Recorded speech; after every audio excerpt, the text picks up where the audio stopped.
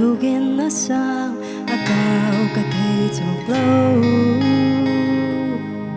miswa ka cha anan song a bek vai ta chung a ka pa an song ai cham na kan cha tha a cham a dot na ka cham khâu lâu a sung tu ke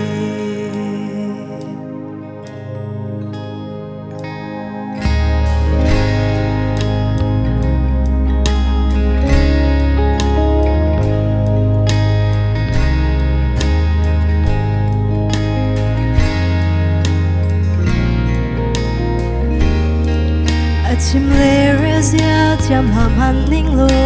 ang hai phiang tu ka si a ka zo keni ro ra na mama a ka ro betli a me ra chom kho khang tu dei nak siang pa sha tu kha cha boy ba su ka na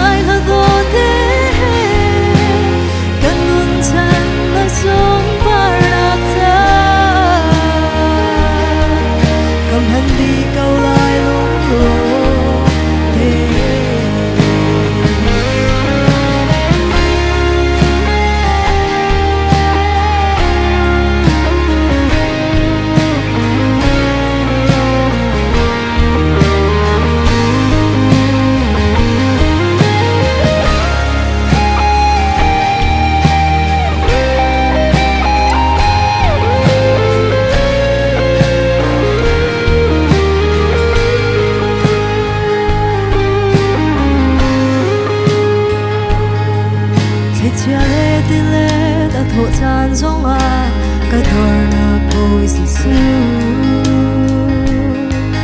à thay